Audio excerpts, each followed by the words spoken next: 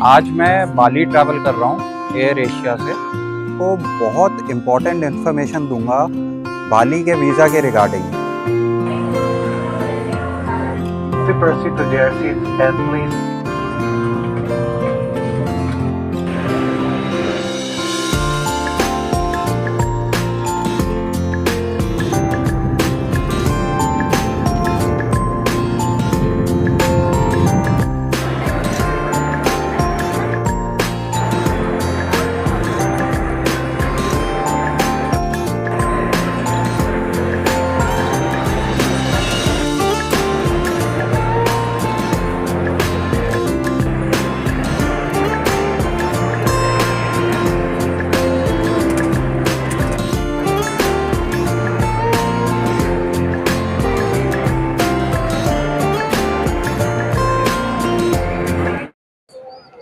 आज मैं बाली ट्रैवल कर रहा हूँ एयर एशिया से। मेरा जो फ़्लाइट नंबर है वो है D7183। जो इंदिरा गांधी इंटरनेशनल एयरपोर्ट से जो मेरी फ़्लाइट है वो 11:20 रात को 11:20 पे टेक ऑफ करेगी। और पहले हमारा जो हॉल्ट है वो मलेशिया में है, तो मलेशियन टाइम के हिसाब से ये 7:20 पे वहाँ पे पहुँचेगी। जो ट्रैवल ड्यूरेशन है वो 5.5 आवर्स है, क्योंकि मलेशिया इंडिया से करीबन 2.5 घंटे आगे है। तो वहाँ पे 7:20 पे लैंड करेगी। और वहाँ से जो मेरी ऑनवर्ड फ़्लाइट है जिसका नंबर है Z551, वो मलेशिया से हमारी 10:30 बजे चलेगी और 1:30 बजे बाली पहुँचेगी। तो मलेशिया से भी बाली करीबन 3 घंटे लगते हैं। तो काफ़ी लंबी जर्नी होगी हमारी बाली तक। और मैं इस वीडियो में आपको बहुत सारी इन्फॉर्मेशन दूंगा बाली के वीज़ा के बारे में, वीज़ा ऑन अराइवल के बारे में। जब मैं वहाँ पे लगाऊंगा कि क्या क्या हमें वहाँ पे रिक्वायर्ड है और कैसे वीज़ा ऑन अराइवल लगता है, तो आप ये वीडियो एंड तक देखते रहिए। ये लाउंज में एंट्री की लाइन देखिए, इतनी लंबी लाइन है कि आपको कम से कम 15 मिनट लगेंगे या 20 मिनट लगेंगे सिर्फ लाउंज के अंदर जाने के लिए।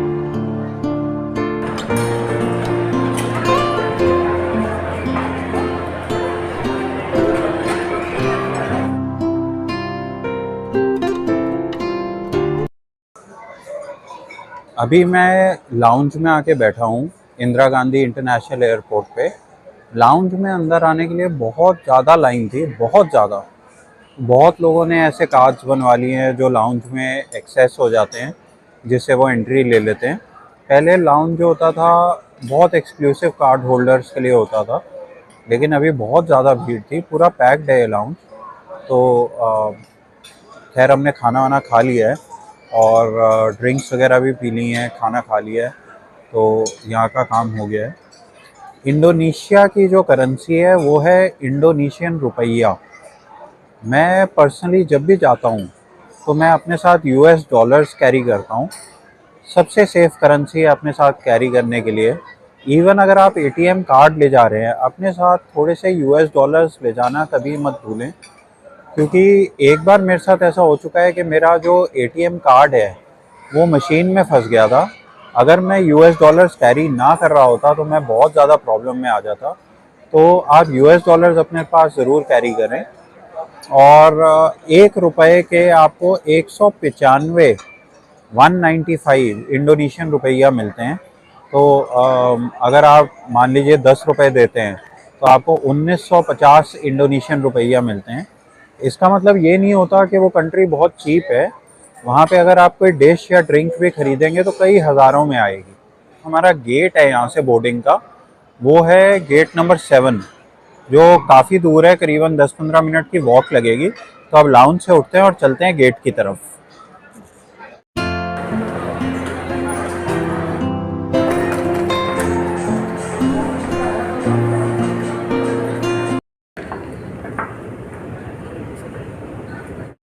अभी मैं अपने गेट पे आ गया हूँ, गेट नंबर 7 पे। जैसे मैंने आपको बताया कि एयर एशिया एक बजट एयरलाइंस है, तो इसमें आपको हैंड बैगेज अलाउड है जो 7 kg होता है पर पर्सन। अगर आप उससे ज़्यादा कोई भी वेट हैंड बैगेज में लाएंगे तो आपको चार्ज होगा। और हैंड बैगेज की सर्टेन डायमेंशंस भी हैं, तो आप एयर एशिया की वेबसाइट से चेक कर सकते हैं कि उससे बड़ा आपका हैंड बैगेज नहीं होना चाहिए। चेक इन बैगेज जो है वो पेड है। अगर आप 20 किलो का चेक इन बैगेज लेते हैं तो आपको पे करना पड़ेगा उसके लिए। आप up to 32 kgs 35 kgs I think check in baggage ले सकते हैं, लेकिन सब कुछ पेड है। इवन जो मील्स है इनसाइड वो पेड है।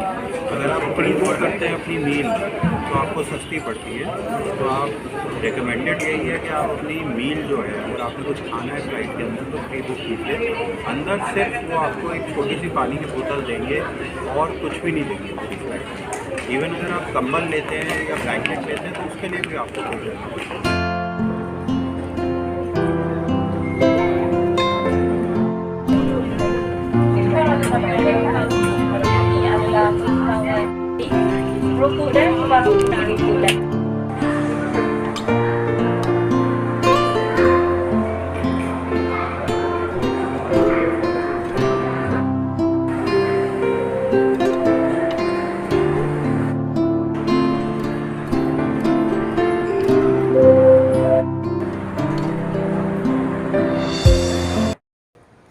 अभी मैं KLIA 2 पहुंच गया हूं, Kuala Lumpur international airport terminal 2।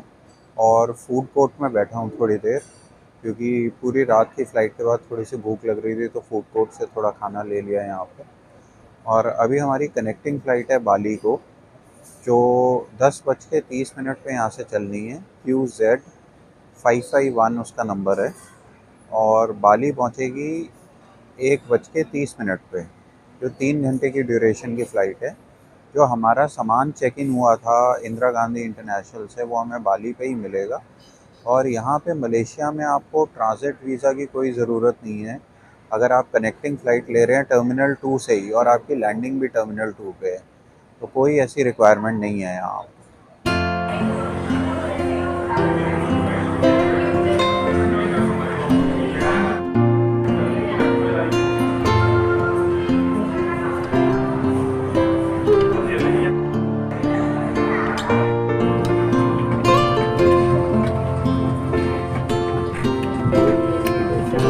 To proceed to their seats, and please be seated according to the seat number reflected on your boarding pass and so your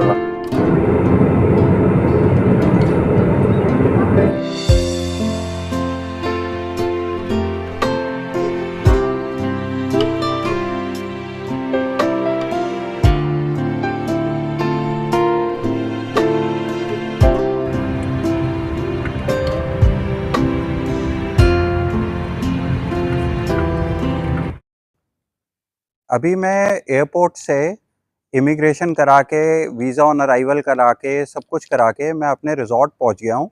मेरे रिज़ॉर्ट का नाम है कूटा बीच क्लब होटल, और ये कूटा बीच पे बना हुआ है। आज मैं आपको बहुत इम्पोर्टेंट इन्फॉर्मेशन दूंगा बाली के वीज़ा के रिगार्डिंग। अगर आप इंडिया से गूगल पे टाइप करते हैं कि बाली का वीज़ा इंडियंस के लिए फ्री है या पेड है, तो आपको इन्फॉर्मेशन मिलेगी कि अगर आप 30 दिन से कम बाली में रह रहे हैं तो आपका वीज़ा फ्री है। लेकिन यहाँ आके मुझे पता लगा एक्चुअली कि यहाँ आके ऐसा कुछ नहीं है। हमें पर पर्सन $32 उन्होंने चार्ज किए वीज़ा ऑन अराइवल में। तो हम 3 लोग थे, $96 हमने पे किए। और हमने कोई फॉर्म नहीं भरा वहाँ पे वीज़ा ऑन अराइवल में, और लाइन भी कोई बहुत ज़्यादा लंबी नहीं थी, 2-4 लोग ही लगे हुए थे हमारे से आगे। उन्होंने एक वहाँ पे डिवाइस रखा हुआ है जिसमें आप अपना ईमेल आईडी एंटर करते हैं, और जब आप $96 पे करते हैं तो आपका जो वीज़ा ऑन अराइवल है वो आपके मेल पे आ जाता है। तो आप अगर 3 लोग भी हैं तो आप एक मेल आईडी शेयर कीजिए, तीनों का वीज़ा उस मेल आईडी पे आ जाएगा। तो आपको बाली में वीज़ा फ्री नहीं है, आपको पे करना है। ये सबसे इम्पॉर्टेंट इन्फॉर्मेशन है, अगर आप 30 दिन से कम भी रह रहे हैं तो भी।